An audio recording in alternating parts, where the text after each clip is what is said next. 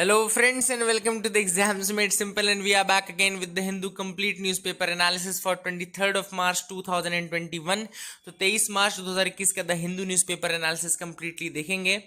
शुरू करने से पहले first of all sorry for not being there for 3 to 4 days because of some government obligations. I was in duty and so I was not able to even इतना भी time नहीं था कि मैं पेपर पढ़ तो रहा था, but I was not getting time and specific place for recording and also I was not able to make the videos for you.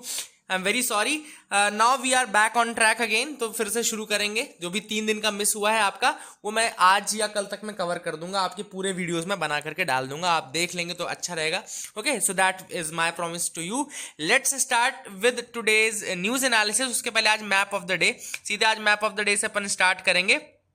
जो मैप मैंने आज लिया है वो है mountain ranges, hill ranges, mountain ranges जो इंडिया के हैं उनका लिया है. क्यों लिया है? बहुत इंपॉर्टेंट. आप लोगों ने डिमांड भी की थी, काफ़ी ज़्यादा लोगों ने, आपने बोला था कि इसके ऊपर वीडियो बनना चाहिए, तो बिल्कुल बना है. Now let's see the physical features. और इसमें माउंटेन रेंजेस इंपॉर्टेंट है. सबसे पहली बात तो मैं आपको बताना चाहता हूँ, जैसे जब आप इंडिया का मैप देखेंगे तो आपको सबसे ऊपर यहाँ पे काराकोरम रेंजेस दिखेंगे, है ना. You will be seeing the Karakoram ranges here. ठीक है, ऊपर कौन से वाले पार्ट में? जो ये वाला पार्ट है आपका, ये वाला जो पार्ट है काराकोरम रेंज, ये जो आपका पार्ट है ये काराकोरम रेंज का है ना. और इसको ट्रांस हिमालयास भी कहती है. और this is known as the trans Himalayas part. ये आपका ट्रांस हिमालयास भी कहलाता है. ठीक है ना. फिर इसके बाद यहाँ पे आप देखो तो लद्दाख रेंज आपको यहाँ दिख रही होगी. जम्मू कश्मीर वाले रीजन में लद्दाख रेंज है, लद्दाख है. देन आपका झंस्कर रेंज उसके नीचे है, उसके थोड़ा सा नीचे आपको झंस्कर रेंज मिलेगी. फिर आपको ये पीर पंजल रेंज देखने को मिल रही होगी. ठीक है ना. और यहाँ पर आपको देखो नंगा पर्वत है. देखो नंगा पर्वत है यहाँ पे. ठीक है ना. और ये भी इंपॉर्टेंट है. नंगा पर्वत यहाँ पर है. और ये आपका काराकोरम रेंज हो गई, नंगा पर्वत यहाँ ऊपर दिख गया, लद्दाख रेंज हो गया, झस्कर रेंज हो गया. और इसके नीचे आपको पीर पंजल रेंज भी आपको देखने को मिल गई. तो पीर पंजल रेंज वहाँ पर है. ठीक है. फिर आप थोड़ा सा नीचे आओगे, देखो यहाँ पे उत्तराखंड वाले रीजन में आओगे तो यहाँ पर आपको नंदा देवी मिलेगा. This is your Nanda Devi वाला पोर्शन. ठीक है ना. तो this is your Nanda Devi वाला पोर्शन. आप इसको भी याद रखिएगा. ये वाला पार्ट जो है ये नंदा देवी का यहाँ पे. ठीक है ना. 7816 मीटर्स की हाइट है.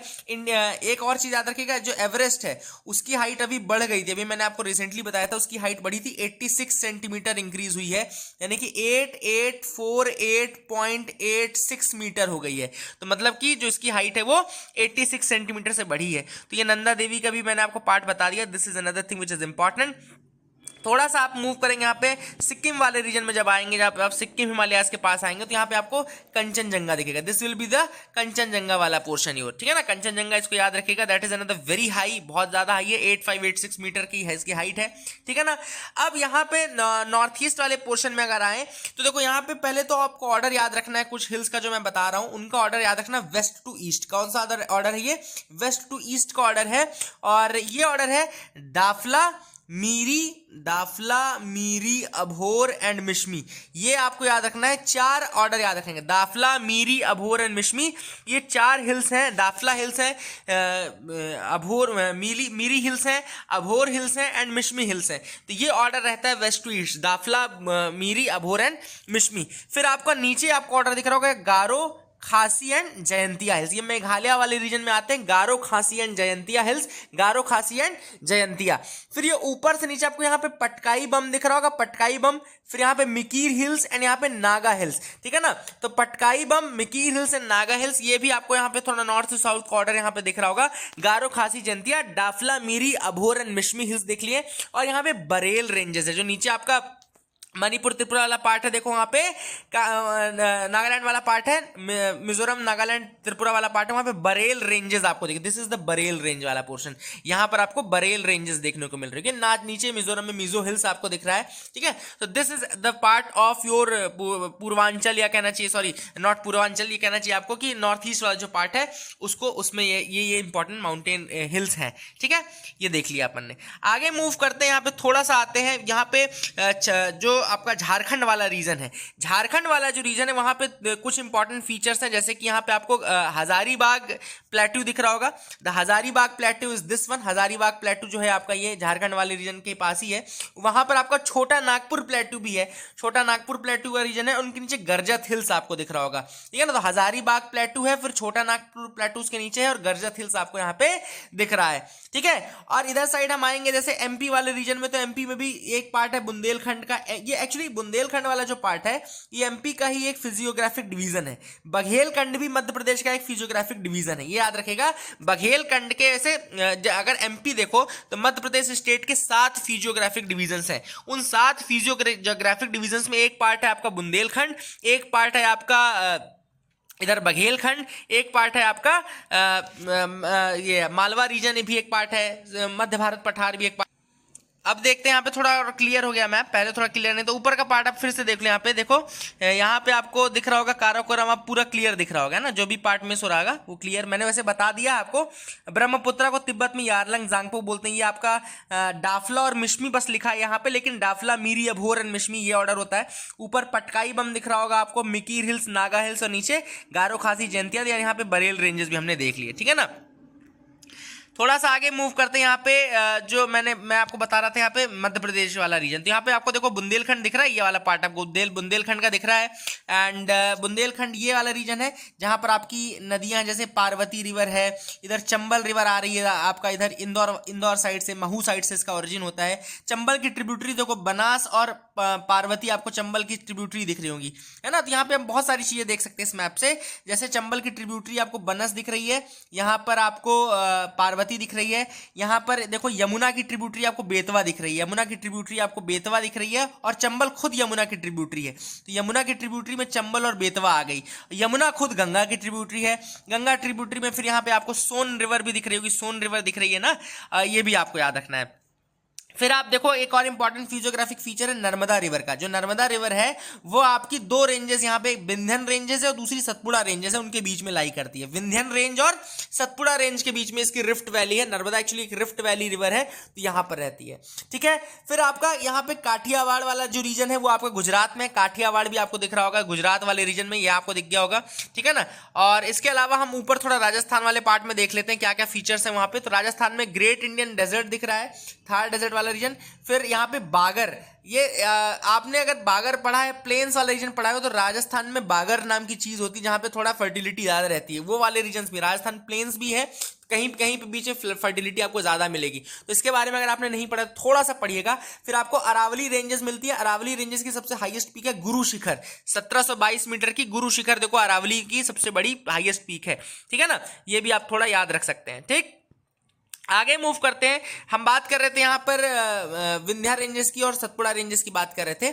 उसके नीचे आपको जैसे यहाँ पे सतमाला हिल्स देखने को मिलेंगे, सतमाला हिल्स भी देखने को मिलेंगे, थोड़ा नीचे है। लोकेशन जरूर याद है, क्या होता है कई बार वो आपको north to south, east to west पूछ लेगा, है ना। तो यहाँ आपको कंफ्यूजन नहीं होना है। जैसे यहाँ पे आपको याद रखें कि जैसे यहाँ पे रामगढ़ हिल्स है, गरजट हिल्स उसके थोड़ा ईस्टर्न साइड पे, तो वेस्ट टू ईस्ट मान लो महादेव हिल्स को, रामगढ़ हिल्स को और गरजट हिल्स को अरेंज करने के लिए बोल दिया। तो आपको पता होना कि महादेव हिल्स सबसे पहले आता है। महादेव एक्चुअली में ये तो एमपी वाले पोर्शन में ही आता है, आपका सतपुड़ा में ही आता है। सतपुड़ा की एक इंपॉर्टेंट हिल रेंज है महादेव, जहां पे आपका पचमढ़ी और ये लोकेटेड है। फिर आपका रामगढ़ हिल्स है, फिर उसके बाद आपका गरजट हिल्स यहां पर आते हैं, ठीक है ना। नीचे मूव करते हैं, जो छत्तीसगढ़ वाला रीजन है वहां पे आपको दंडकारण्य दिख रहा होगा, देखो दंडकारण्य दिख रहा है ना। और छत्तीसगढ़ से इंपॉर्टेंट नदी है वहां महानदी की ट्रिब्यूटरी आपको तेल दिख रही होगी, तेल भी महानदी की ट्रिब्यूटरी है ना, वो आपको दिख रही होगी, ठीक है। महादेव हिल्स देख लिया, सतपुड़ा देख लिया। सतपुड़ा के नीचे हमने देखा अजंता रेंजेस है। सतपुड़ा के नीचे कौन सी रेंजेस है? सतपुड़ा है, उसके नीचे अजंता रेंजेस है। फिर आपका सतमाला हिल्स है, सतपुड़ा रेंज मतलब विंध्या सबसे ऊपर, फिर सतपुड़ा, फिर Ajanta range, VSA Vindhya, Satpura and Ajanta range. फिर आपको सतमाला हिल्स देखने को मिलेंगे। सतमाला हिल्स के नीचे आपको बालाघाट रेंजेस देखो दिख रही है, बालाघाट रेंजेस और आपका हरीशचंद्र रेंज, बालाघाट रेंज और हरीशचंद्र रेंज भी आपका दिख रहा होगा। बालाघाट रेंज, हरीशचंद्र रेंज भी आपका नीचे है, ठीक है ना। फिर ये थोड़ा आप और नीचे आते हो तो यहाँ पर आपका देखो जो आंध्र प्रदेश वाला रीजन है वहां आपको दिख रहा होगा तेलंगाना प्लेट्यू, नल्ला मल्ला हिल्स, ठीक है ना। एक्चुअली यहाँ पे बहुत सारे हिल्स आते हैं, जैसे यहाँ पे नल्ला मल्ला है।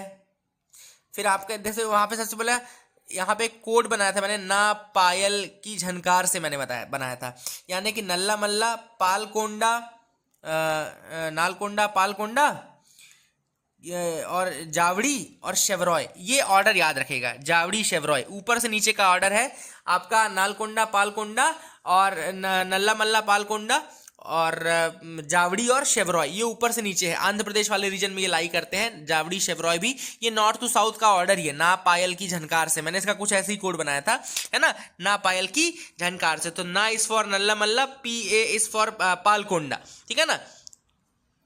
ऐसे ये आप कोड ऐसे याद रखिएगा, नालकोंडा पालकोंडा इस तरीके से याद रखिएगा करिए, है ना।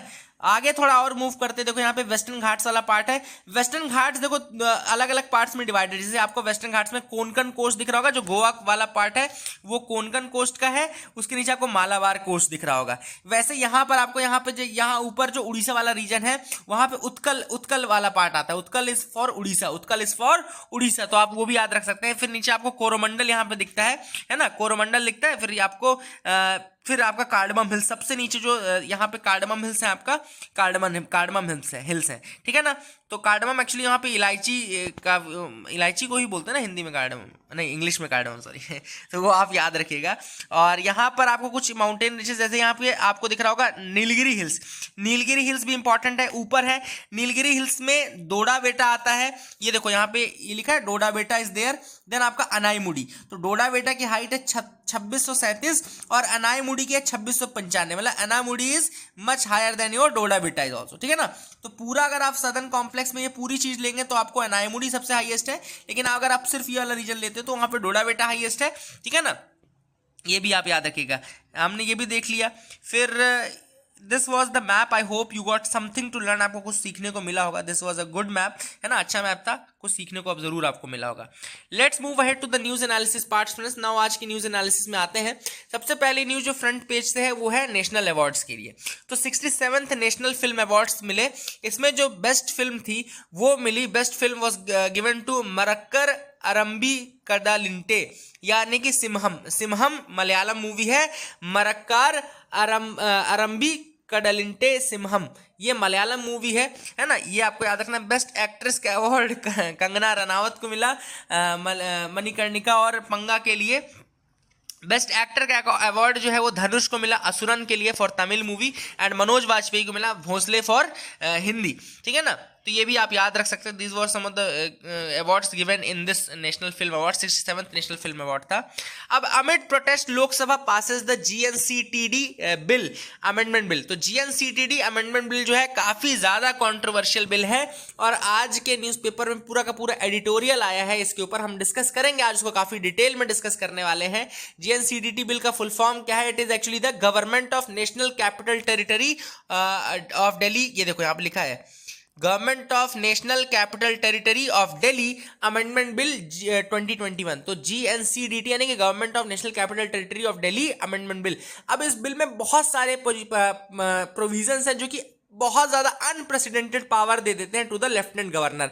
एक्चुअली में इस बिल ने तो ये बोल दिया है कि the word government in Delhi will mean the lieutenant governor. Government का मतलब ही दिल्ली में लेफ्टिनेंट गवर्नर हो जाएगा, ठीक है ना। तो दिस इज व्हाट द आप एक्सटेंट सोच सकते हैं इस बिल की कितनी है, कि the bill says that the word government will be for lieutenant governor, ठीक है ना। तो आपको आई होप कुछ समझ में आया होगा रिगार्डिंग दिस बिल। आगे मैं पूरा एडिटोरियल में और ज्यादा डिटेल में बताऊंगा, जैसे कि लेफ्टिनेंट गवर्नर जो चाहे वो रिजर्व कर सकता है फॉर द प्रेसिडेंशियल अप्रूवल। बहुत सारे पावर्स हैं, अनप्रेसिडेंटेड पावर जो है वो लेफ्टिनेंट गवर्नर को दिया जाएगा, मतलब एड एंड एडवाइस की जरूरत भी नहीं है ना। तो कुल मिलाकर के ये सारी चीजें की गई हैं under this the new bill. पहले मैं आपको न्यूज आइटम्स बता देता हूँ, फिर एडिटोरियल बताऊंगा, क्योंकि आज एडिटोरियल्स ज्यादा हैं और डिस्कस भी अपन करेंगे सारे एडिटोरियल्स को, तो वो मैं बताऊंगा। सबसे पहले आपको बता दूं, लोकसभा हैज गिवन मतलब कि passes to the bill to increase FDI in insurance sector में एफडीआई को बढ़ाने के लिए जो बिल है वो पास कर दिया गया है। अब इंश्योरेंस सेक्टर में आपको थोड़ा सा मैं बता दूं कि जो एफडीआई अभी तक अलाउड था वो 49% था, 49% था from the automatic route. Automatic route कौन सी होती है? वो रूट होती है जिसमें आपको गवर्नमेंट के अप्रूवल की जरूरत नहीं पड़ती है। Now this bill has increase this limit to 74%, ठीक है ना। तो कुल मिलाकर के आपका जो इंश्योरेंस सेक्टर में लिमिट थी वो 49% से बढ़ा करके 74% कर दी गई। This is the thing which is important and आपको याद रखना है। अब इंश्योरेंस सेक्टर का जो रेगुलेटर होता है उसको क्या बोलते हैं? हम IRDAI बोलते हैं, याद रखिएगा IRDAI यानी कि insurance regulatory development authority of India बोलते हैं। थोड़ा सा मैं आपको insurance regulatory and development authority of India के बारे में बता दूं। एक्चुअली में ये insurance regulatory development authority of India जो है वो IRDAI एक्ट ऑफ 1999 से बनी थी। तो 1999 में एक एक्ट आया था जिसको हम बोलते हैं IRDAI एक्ट 1999 का, और इसके थ्रू ये ऑटोनॉमस बॉडी है और स्टैट्यूटरी बॉडी है। ऑब्वियस सी बात है, एक्ट से बनी है तो स्टैट्यूटरी बॉडी हो गई और ऑटोनॉमस बॉडी भी रहेगी। ये इंश्योरेंस और री इंश्योरेंस की जो इंडस्ट्रीज हैं उनको मैनेज करता है, उनके ऊपर एक रेगुलेटर की तरह काम करता है। हैदराबाद में इसका हेडक्वार्टर है, याद रखिएगा, हेडक्वार्टर इज इन हैदराबाद। आप ये भी आप याद रख सकते हैं। So these are the things which are important regarding this. I hope you got clarity and आपको समझ में आ गया होगा, ठीक है ना। आगे मूव करते हैं, थोड़ा सा और देखते हैं क्या इंपॉर्टेंट न्यूज आइटम्स है जिनके बारे में हमको देखना है। तो यहाँ पर कई लोगों ने, अब आपको पता है कि श्रीलंका के अगेंस्ट एक रेजोल्यूशन UNHRC में जाने वाला है, और वो रेजोल्यूशन किसके लिए, जो रॉन्ग्स किए गए हैं श्रीलंकन गवर्नमेंट द्वारा, है ना, जो रॉन्ग्स श्रीलंकन गवर्नमेंट द्वारा किए गए हैं 2009 में, द सिविल वॉर जो श्रीलंका में हुआ था, which was turned up into a full fledged war, है ना, अगेंस्ट द तमिल्स। तो इसलिए डी राजा का ये कहना है कि इंडिया को जो है वो श्रीलंका के अगेंस्ट वोट करना चाहिए, और श्रीलंका का ये कहना है कि भैया हम तो पुराने दोस्त हैं, वो हैं, ये हैं, और इसलिए हमको तो मतलब साथ में रहना चाहिए, हमारे अगेंस्ट मत वोट करो। ये उनका कहना है, श्रीलंका का कहना है, ठीक है ना। अगली जो न्यूज है वो है Gandhi peace prize for Mujib and sultan Qaboos. अब याद रखिएगा, now the Gandhi peace prize has been given for the year 2020 and 2019 both, ठीक है ना। सबसे पहली बात तो 2020 के लिए जो दिया गया है वो formal sultan of Oman the late Qaboos bin Said al Said को मिला है। कबूस बिन सईद अल सईद, है ना, ये 2019 एंड 2019 के लिए, ठीक है ना, सॉरी 2019 के लिए मिला है। और 2020 के लिए जो मिला है वो मिला है father of nation of Bangladesh Sheikh Mujibur Rahman. याद रखिएगा, शेख मुजीबुर रहमान को मिला है 2020 का गांधी पीस प्राइज, और 2019 का मिला है former sultan of Oman the late Qaboos bin Said al Said को, ठीक है ना। तो this is the thing which is important, आप ये चीज याद रखिएगा, ठीक है ना। और इनका जो मिला है वो क्यों मिला है, फॉर देयर विजनरी लीडरशिप। इनको कल्चर मिनिस्ट्री ने अनाउंस किया है कि for their visionary leadership they have been awarded this award. ये अवार्ड उनको उनकी विजनरी लीडरशिप के लिए मिला है, कल्चर मिनिस्ट्री ने कहा है, ठीक है ना। एंड शेख मुजीबुर रहमान को मिला है 2020 का गांधी पीस प्राइज, और 2019 का मिला है late Qaboos bin Said al Said को, कबूस बिन सईद अल सईद को मिला, ठीक है ना। These are the things which are important. I hope you got clarity. आगे मूव करते हैं, देखते हैं और क्या इंपॉर्टेंट न्यूज आइटम्स है। UP MP sign an agreement on Ken Betwa interlinking work. तो यूपी और एमपी ने साइन किया है केन वेतवा का इंटरलिंकिंग वर्क, एंड कई लोग जो है इसका अपोज कर रहे हैं। अब अपोज क्यों कर रहे हैं, क्योंकि इसमें एक tiger reserve, Panna tiger reserve है, उसका कुछ पार्ट है पार्टली सबमर्ज होगा। There will be this project will submerge partly your Panna tiger reserve, जो कि एमपी में है, और काफी वहां पे जैसे वल्चर्स एंड जैकाल्स का हैबिटेट है, वल्चर्स एंड जैकाल का हैबिटेट है, तो उसको काफी इंपैक्ट करेंगे, ठीक है ना। अभी मैंने आपको ऊपर बेतवा रिवर दिखाई भी थी, Betwa river is a tributary of Yamuna river, मैंने आपको दिखाया था, है ना। तो ये काफी इंपॉर्टेंट है। और फाइनली इसका क्लियरेंस जो था वो national board for wild life ने 2016 में दिया था, ठीक है ना। तो याद रखिएगा, national board for wildlife जो है उसने क्लियरेंस दिया था आपको 2016 में इस केन वेतवा इंटरलिंकिंग प्रोजेक्ट के लिए, ठीक है ना। एंड ये एग्रीमेंट जो है बेसिकली वो रिगार्डिंग है वाटर शेयरिंग का, how water will be shared in the non monsoon months. तो नॉन मानसून मंथ में किस तरीके से पानी की कमी को ये सॉल्व करने के लिए किया जाएगा, है ना, याद रखिएगा। आगे देखें, यहाँ पे ये एमपी और यूपी के बीच का प्रोजेक्ट है, ये भी आपको मैंने बता दिया, that is another thing important. और national board for wildlife जो मैंने बोला, तो एक स्टैट्यूटरी बॉडी है जो कि national wild life protection act 1972 के अंतर्गत बनी थी। याद रखिएगा, wild life protection act of 1972 के अंतर्गत आपका national board for wild life बना था। और national board for wild life का सबसे इंपॉर्टेंट ये है कि वो एडवाइजरी नेचर का रहता है, और ये देता है आपका क्लियरेंस देता है। इसको हेड कौन करता है, national board for wild life को हेड करता है आपका prime minister. National board for wild life को हेड करता है प्राइम मिनिस्टर। तो ये भी आप याद रखिएगा, दैट इज अनदर थिंग जो कि इंपॉर्टेंट है, ठीक है ना। आगे मूव करते हैं। देखो यहाँ पे दो प्रॉब्लम्स जो कि एनवी रामना जी ने बोली है ना, वो पुअर एंड वल्नरेबल्स के लिए बोली है। There are two main problems जिस कारण से जस्टिस पूरा नहीं मिल सकता। अनइक्वल एक्सेस टू जस्टिस, पहली चीज जो है वो है unequal access to justice. Twin problems of poverty and unequal access to justice, मतलब जो पुअर है, डाउन ट्रोडन है, वो दो प्रॉब्लम्स फेस कर रहे हैं। एक तो पॉवर्टी तो फेस कर ही रहे हैं, दूसरा अनइक्वल एक्सेस टू जस्टिस भी फेस करा। ऑब्वियसली बात है, अगर आप जेलों में लैंग्वेज करने वाली पॉपुलेशन को देखेंगे तो आपको पता चलेगा कि बहुत सारे लोग तो केवल इसलिए हैं क्योंकि उनका कोई जमानतदार नहीं है, कोई उनके लिए जमानत की जो मुश्त निर्धारित की गई वो नहीं दे पा रहे हैं, उसकी बेल नहीं ले पा रहे हैं। तो कई लोग ऐसे हैं जिनके बारे में पता ही नहीं है और वो जेलों में लैंग्वेज करते रहते हैं सालों साल, ठीक है ना। अगला जो टॉपिक है वो है why stop at quota, ask the supreme court जज। अब एक्चुअली में आप सबको पता है कि मराठा कोटा जो है वो इशू पेंडिंग है, सब जुडाइस है, यानी कि SEBC बोलते हैं, social educationally backward classes act 2018 का, जो कि महाराष्ट्र ने पास किया है। महाराष्ट्र का एक्ट है socially educationally backward classes act 2018 में। इसमें 12% रिजर्वेशन, 12 से 13% का रिजर्वेशन जो है it is given to the Maratha community, ठीक है ना। 12 to 13% reservation is given to the Maratha community and therefore it is exceeding the limit of 50%।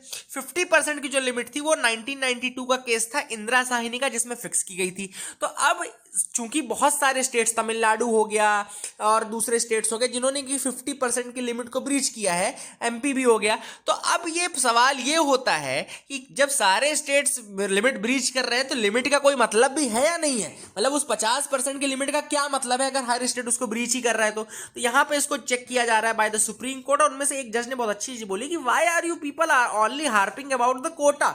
आप सिर्फ रिजर्वेशन की बात करते हैं, सिर्फ कोटा की बात करते हैं, ज्यादा एजुकेशन में खर्चे की बात क्यों नहीं करते। आप एजुकेशन पे खर्चा करो ना, आप एजुकेशनल इंस्टीट्यूशंस बनाओ। भाई आप बोल रहे हो सोशली एजुकेशनली बैकवर्ड है, तो एजुकेशनली बैकवर्ड क्यों है? आप एजुकेशन जब फ्री में प्रोवाइड कर रहे हो, आप क्या RTE है, राइट टू एजुकेशन का प्रोविजन है, तो भी आप यहाँ लोग बोल रहे हैं कि वो एजुकेशनली बैकवर्ड है, तो कब तक वो रहेंगे? ये वाला जो सवाल है काफी इंपॉर्टेंट सवाल है जो कि उठाया गया। This is another thing which is important, it has been raised here, है ना। अगली जो न्यूज है वो देखो, plea against challenge to places of worship act. अब प्लेसेस ऑफ वर्शिप एक्ट जो है बेसिकली 1991 का एक्ट है, याद रखिएगा। प्लेसेस ऑफ वर्शिप एक्ट 1991 का है and it freezes the status of places of worship as it was on 15 August 1947। तो ये status of places of worship को फ्रीज करता है उस स्टेटस में जो उनका 15 अगस्त 1947 को रहा होगा, ठीक है ना। अब इसको एक्चुअली में चैलेंज किया था अश्विनी कुमार उपाध्याय है, उन्होंने एक पिटीशन दायर किया था, उसमें इस एक्ट को चैलेंज किया था। उन्होंने कहा था भाई कि बहुत सारे ऐसे हमारे पुराने मंदिर और ये सब रहे थे जिनको कि मुस्लिम इन्वेडर्स ने आकर के प्लंडर किया था और वहां पे फिर मस्जिद और ये सब बना, ऐसा उनका कहना था। तो अब इसी के खिलाफ जैसे टीले वाली मस्जिद, ये लखनऊ में है टीले वाली मस्जिद, ये भी एक निशाने में आई है, ठीक है ना। कई लोग उसमें टेंपल क्लेम करते हैं टीले वाली मस्जिद पे, है ना। तो अब अगर आपका स्पेशल ये जो प्लेसेस ऑफ वर्शिप एक्ट 1991 है, अगर इसके अगेंस्ट पास कर देती है जजमेंट, तो फिर कई लोग उसमें डिमांड करने लगेंगे भैया तो फिर उसको तोड़ो, ऐसा होने लगेगा। तो इस कारण से काफी लोग इसका अपोज भी कर रहे हैं, जैसे जो स्पेशली जो मुस्लिम कम्युनिटी के लॉयर्स और वो भी सामने आए हैं। उन्होंने कहा कि भाई ऐसे में तो फिर कोई स्टेटस और कोई ऑर्डर ही नहीं रह जाएगा। बिल्कुल सही बात भी है, this should not be the issue now. अब इसको ऐसे मुद्दों को इशू नहीं बना चाहिए। आई डोंट थिंक कि यहाँ पे समझदारी काम आएगी। तो दैट लेट्स सी कि किस तरीके से गवर्नमेंट उसको हैंडल करती है, ठीक है ना। आगे मूव करते हैं, यहाँ पे देखते हैं और क्या इंपॉर्टेंट न्यूज आइटम्स है जिनके बारे में को डिस्कस करना है। तो you can also move with me, काफी अच्छे न्यूज आइटम्स आज आए हैं।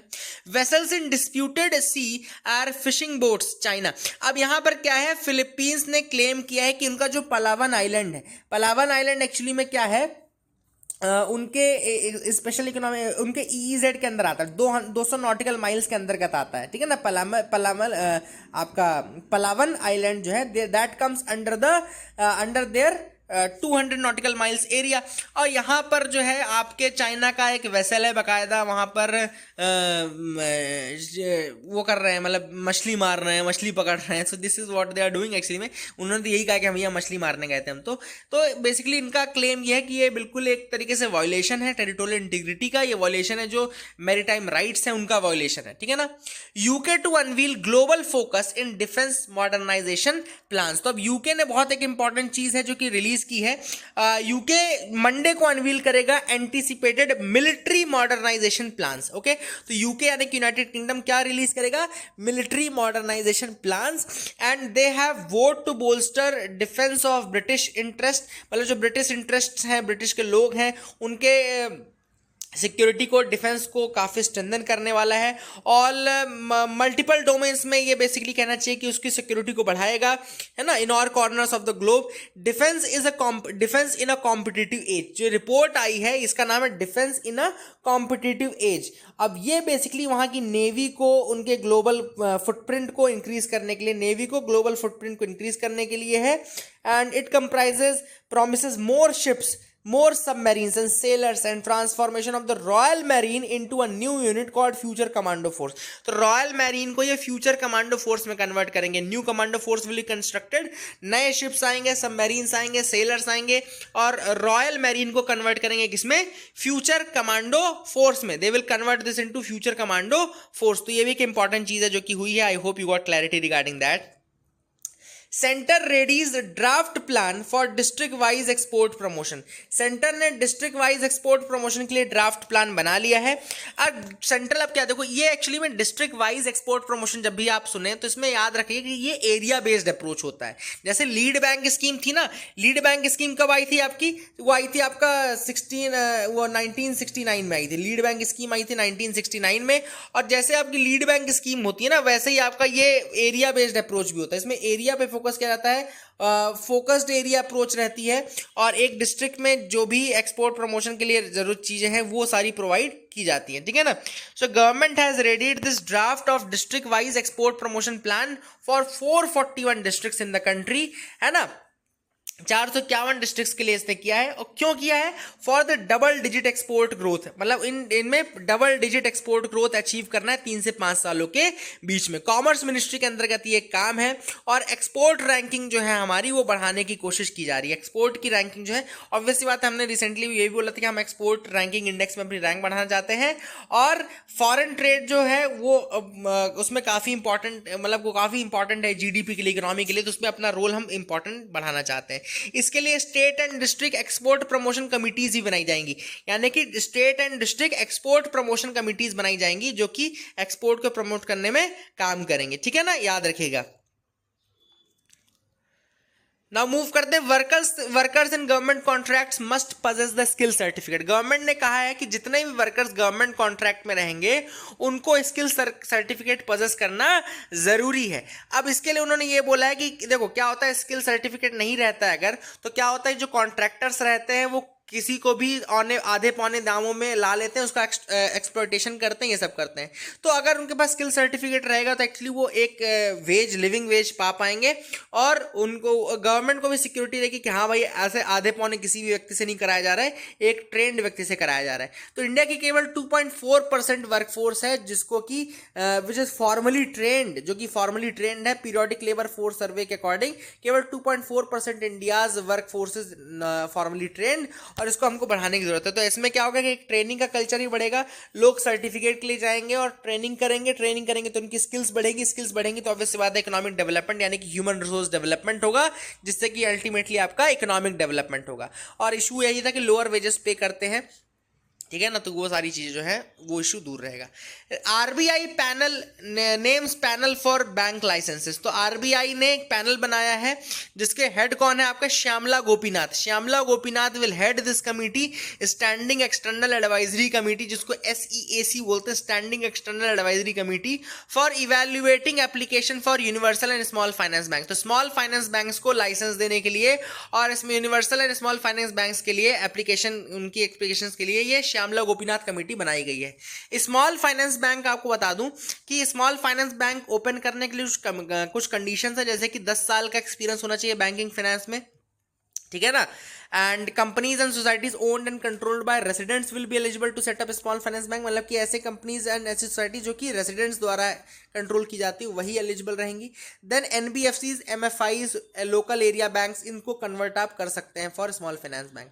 फिर स्कोप ऑफ एक्टिविटीज क्या है, बेसिक बैंकिंग एक्टिविटीज जो है, चाहे एक्सेप्टेंस ऑफ डिपॉजिट हो, लेंडिंग जो है unserved and under served sections को लेंडिंग भी कर सकते हैं, एंड स्मॉल बिजनेस यूनिट्स के लिए, स्मॉल एंड मार्जिनल फार्मर्स के लिए, माइक्रो स्मॉल इंडस्ट्रीज के लिए, अनऑर्गेनाइज सेक्टर के लिए आप लेंडिंग भी कर सकते हैं। तो लेंडिंग ऑपरेशंस भी होते हैं, डिपॉजिट ऑपरेशन भी होते हैं। And they will not be any restriction on area of operation, मतलब एरिया ऑफ ऑपरेशन आपके लिए रिस्ट्रिक्शन नहीं रहेगा, कहीं पे भी आप ऑपरेट कर सकते हैं, ठीक है ना। तो ये भी आप याद रखिएगा।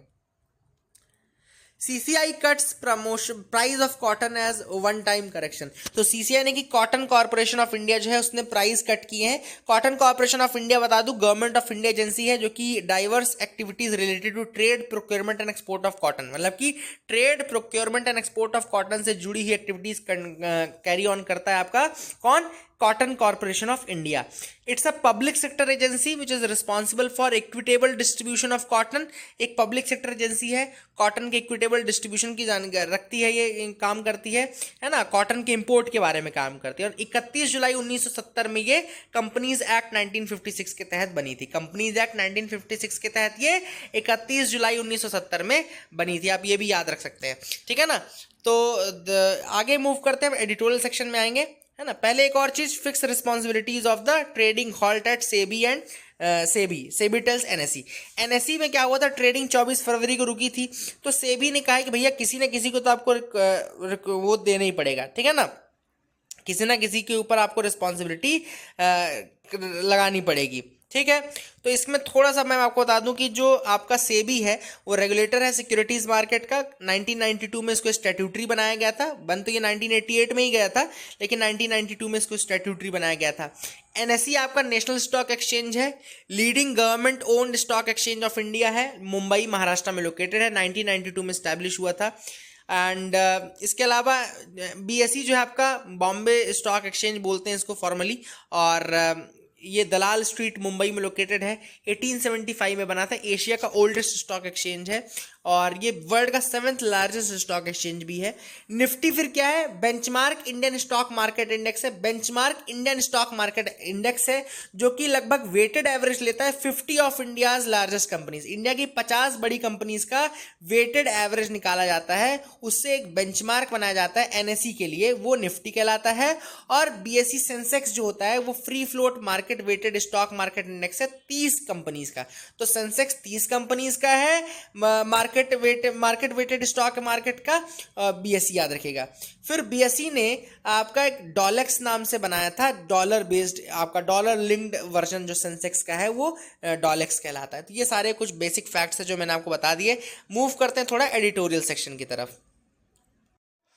Now let's come to the editorial section। जो पहला एडिटोरियल हम डिस्कस करेंगे वो है Delhi administration as the tail wagging the dog. Now this article basically is related to the government of NCT of Delhi Amendment Bill 2021 जो कि reduce कर देगी इलेक्टेड गवर्नमेंट को as mere vestigial organ. Vestigial organ वो organ होता है जो कि होता तो है लेकिन उसका कोई मतलब नहीं होता। The same is going to be true for Delhi also. अब क्यों ये ट्रू होने वाला है, क्योंकि गवर्नमेंट जो है वो government of NCT of Delhi amendment bill 2021 लेकर के आई है। थोड़ा सा मैं आपको बेसिक देता हूँ, जैसा कि मैं क्या दूंगा, ऑथर ने जो बेसिक दिया मैं वही आपको बताता हूँ कि सबसे पहली चीज़ तो दिल्ली बहुत ज़्यादा इंपॉर्टेंट रहा है हमेशा से। क्यों इंपॉर्टेंट रहा है, क्योंकि अगर आपने देखा हो तो चाहे कोई भी मूवमेंट हो, चाहे कोई भी डेवलपमेंट का कार्य हो, दिल्ली से स्टार्ट हुआ था। चाहे कॉलोनियल टाइम्स में देखो तो दिल्ली बहुत वैल्यू थी, मुगल सल्तनत के टाइम पे दिल्ली जो थी वो हेड सीट थी, दिल्ली सल्तनत में मुगल जो दिल्ली था वो मेन सीट था। तो दिल्ली पे कंट्रोल कोई भी गवर्नमेंट करना चाहती है, ठीक है ना। दूसरी चीज़, जब 1950 में हमारा मतलब कॉन्स्टिट्यूशन आया फोर्स में, उसके बाद जब इंडिया के स्टेट्स जो थे उसमें 4 टाइप के स्टेट्स थे, A B C D, part A B C D के अंतर्गत थे। पार्ट सी और डी जो थे they were being administered by centrally appointed chief commissioners and lieutenant governors, ठीक है ना। उस समय जो पार्ट सी एंड डी था उसको centrally appointed chief commissioners and lieutenant governors के द्वारा रूल किया जाता था, and they were having no locally elected assemblies, उसमें कोई लोकली इलेक्टेड असेंबलीज नहीं थी, ठीक है ना। फिर क्या हुआ, धीरे धीरे चेंजेस आने लगे और 1951 पे पार्ट सी का पार्ट था इंडिया, जो दिल्ली दिल्ली था वो पार्ट सी का हिस्सा था। 1951 में एक लेजिस्लेटिव असेंबली बनाई गई, ठीक है ना, और उसके पहले चीफ मिनिस्टर के रूप में चीफ मिनिस्टर चौधरी ब्रह्म प्रकाश को अपॉइंट किया गया। चौधरी ब्रह्म प्रकाश जो थे वो फर्स्ट सीएम ऑफ दिल्ली भी आप बोल सकते हैं। फिर हुआ ये कि 1956 में रीऑर्गेनाइजेशन होता है और रीऑर्गेनाइजेशन के टाइम पे इसको एक यूटी बना दिया गया जो कि एडमिनिस्टर होगी by the administrator appointed by the president, ठीक है ना। तो 1956 में कुछ इस तरीके का अरेंजमेंट हुआ, ठीक है। 1966 में यानी कि 10 सालों के बाद गवर्नमेंट ऑफ दिल्ली को एक मेट्रोपॉलिटन काउंसिल दी गई जिसमें 56 इलेक्टेड मेंबर्स थे एंड 5 नॉमिनेटेड मेंबर्स थे। 1966 में गवर्नमेंट ऑफ दिल्ली को क्या दिया गया, एक मेट्रोपॉलिटन काउंसिल दी गई 56 इलेक्टेड मेंबर्स के साथ और 5 नॉमिनेटेड मेंबर्स के साथ। 1987 में बालकृष्णन कमेटी सेटअप की गई थी to submit its recommendations, okay. 1987 में बालकृष्णन कमेटी बनाई गई जो कि regarding the status of Delhi अपने रिकमेंडेशंस देती। 1989 में कमेटी ने रिकमेंडेशन दिया और कहा कि भाई दिल्ली को यूटी की तरह कंटिन्यू करने दो, लेकिन आप एक legislative assembly council of ministers के साथ रिस्पॉन्सिबल बनाओ ताकि अच्छे से एडमिनिस्ट्रेशन हो सके और प्रॉपर उनको पावर्स भी दो, ठीक है। इस रिकमेंडेशन के बाद 69th अमेंडमेंट एक्ट आता है और गवर्नमेंट जो है वो 1991 में 69th अमेंडमेंट एक्ट, जिसको कि national capital territory of Delhi बोलते हैं, वो पास करता है, ठीक है। इस सिस्टम के बाद हुआ ये कि एक यूनियन टेरिटरी तो रहेगा लेकिन लेजिस्लेटिव असेंबली रहेगी, एक काउंसिल ऑफ मिनिस्टर्स रहेंगे, इलेक्टेड चीफ मिनिस्टर रहेगा और फिर वो हेल्प करेंगे पूरा एक दूसरे के साथ मिलकर इन कोऑर्डिनेशन इन टैंडम वो रूल करेंगे ओवर द दिल्ली, है ना। अब प्राइम मिनिस्टर, हमने सीएम देख लिया कि एक इलेक्टेड सीएम हो गया, ठीक है। हुआ क्या, सुप्रीम कोर्ट ने रिसेंटली एलजी और सीएम में हमेशा टसल चलता रहता है, एलजी और सीएम के बीच में दिल्ली में हमेशा टसल चलता रहता है। उस टसल को दूर करने के लिए सुप्रीम कोर्ट ने एक आदेश निकाला था जिस जजमेंट में उन्होंने बहुत सारी चीजें कही थी। क्या क्या चीजें कही थी थोड़ा मैं आपको बता दूं। तो सुप्रीम कोर्ट ने कुल मिलाकर के ये कहा था कि एक तो एलजी जो रहेगा वो एड एंड एडवाइस पे काम करेगा, एड एंड एडवाइस पे काम करेगा। दूसरी चीज उन्होंने ये कही कि एलजी जो है वो हर मैटर को प्रेसिडेंट को नहीं रेफर करेगा, केवल उन्हीं मैटर्स को प्रेसिडेंट को रेफर करेगा जो कि वाकई में इस नेचर के रहेंगे कि उसमें प्रेसिडेंट का एडवाइस जरूरी है तो ही वो रेफर करेगा, अदरवाइज डे टू डे के सिंपल जो कार्य हैं उनको नहीं चेंज करेगा, ठीक है ना। और वो जो रहेगा he will be bounded by the advice of that जो काउंसिल ऑफ मिनिस्टर है, क्योंकि काउंसिल ऑफ मिनिस्टर ऑब्वियस बात है इलेक्टेड मेंबर्स की है, सीएम इलेक्टेड है आपका, तो ऑब्वियस बात है आपको उसके एड एंड एडवाइस मानने चाहिए। और कोई भी व्यक्ति अगर रिप्रेजेंटेटिव अपना इलेक्ट कर रहा है तो इसका मतलब है कि he wants to be administered by that. अगर उसको एडमिनिस्टर किसी और से होना है तो फिर वो सीएम और इन लोग के लिए वोट करने का इतना नाटक करेगा ही क्यों, वो सिर्फ एलजी के लिए नहीं वोट कर देगा। तो ऐसा ही कुछ हो रहा है बाय द न्यू बिल जो अभी government of national capital territory of Delhi amendment bill 2021 है।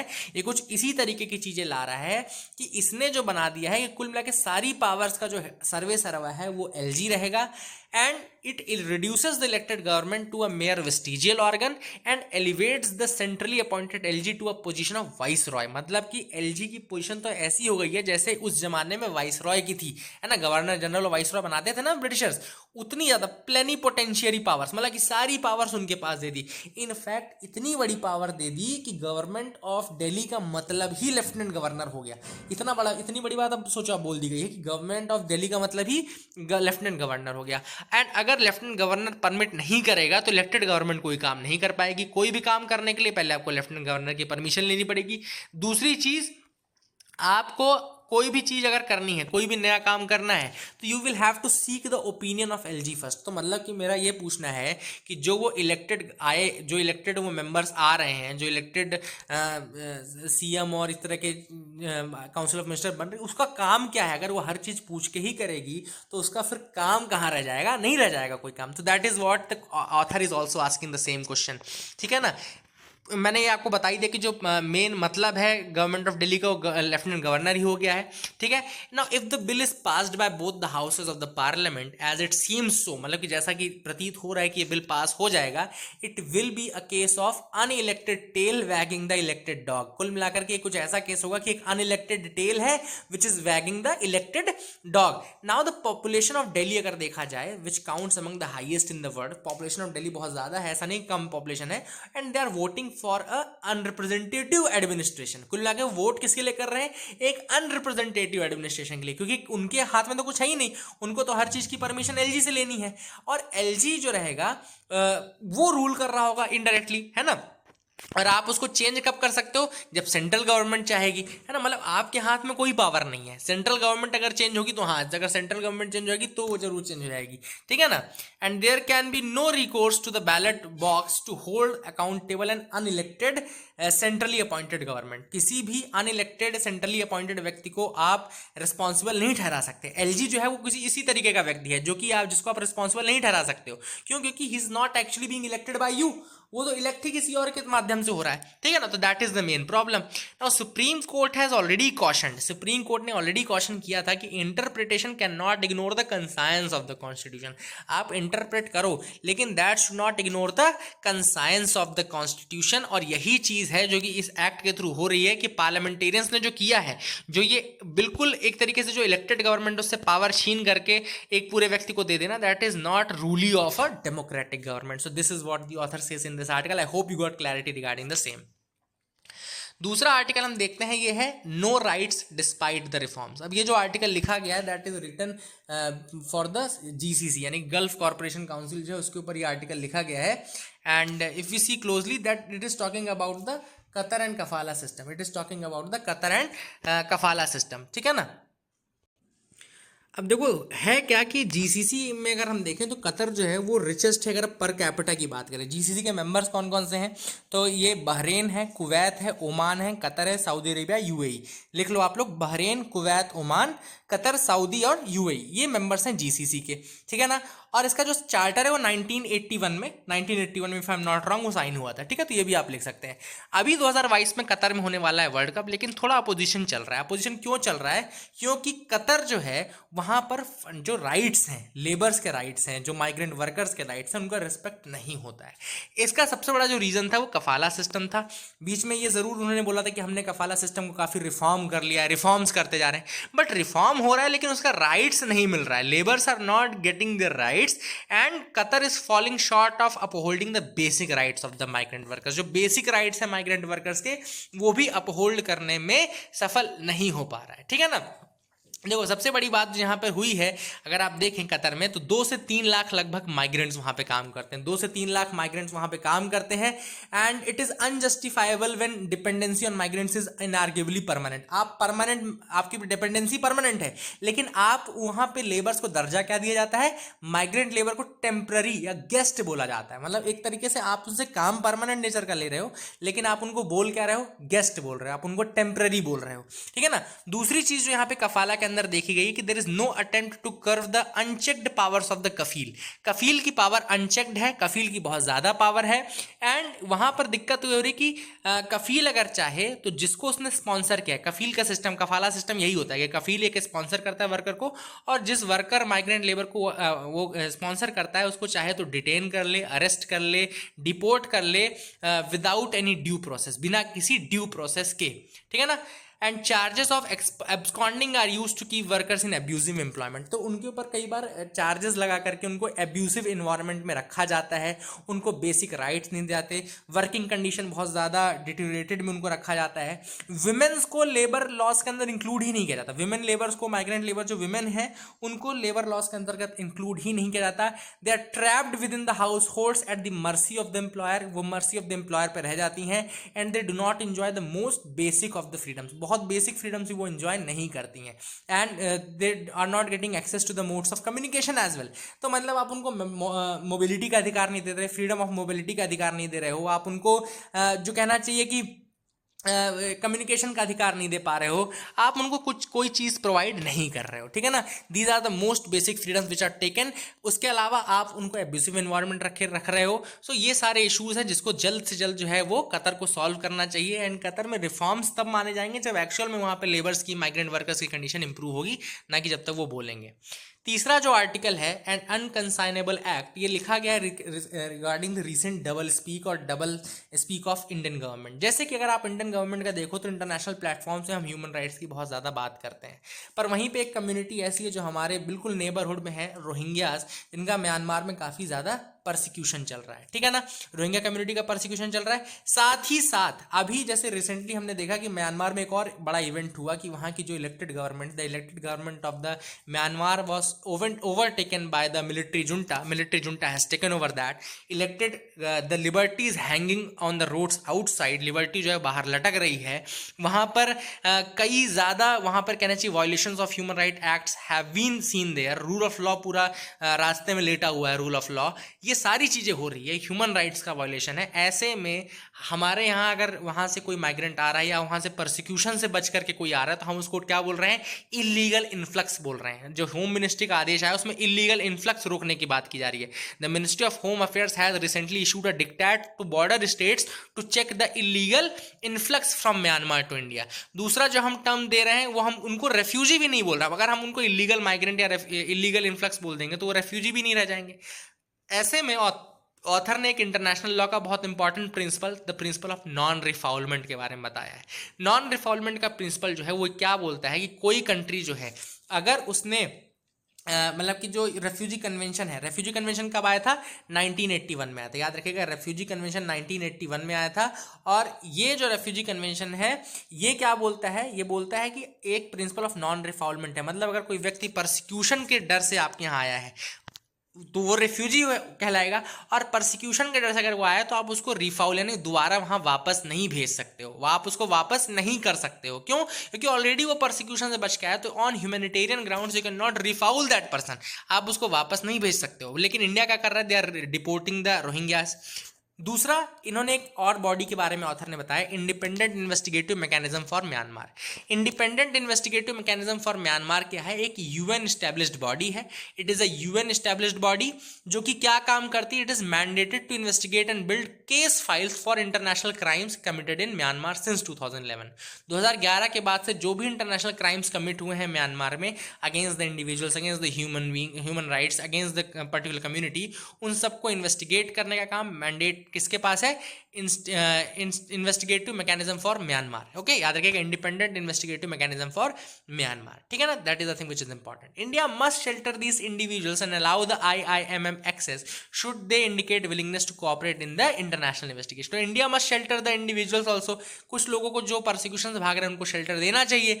अगली चीज ऑथर ने यहाँ पे बोली है कि रोहिंग्यास वर्ल्ड की मोस्ट परसिक्यूटेड कम्युनिटीज़ हैं, और ऐसे में अगर वहाँ से लोग आ रहे हैं और अगर हम उनको रिफाउल कर रहे हैं, उनको भगाने की कोशिश कर रहे हैं, तो it will be unconscionable, not only unconscionable but it will also be breach of international law, एक तरीके से इंटरनेशनल लॉ का ब्रीच भी होगा। तो that is the thing which has been said in this article. I hope you got clarity regarding the same. That is it for the day. Thank you and have a nice day.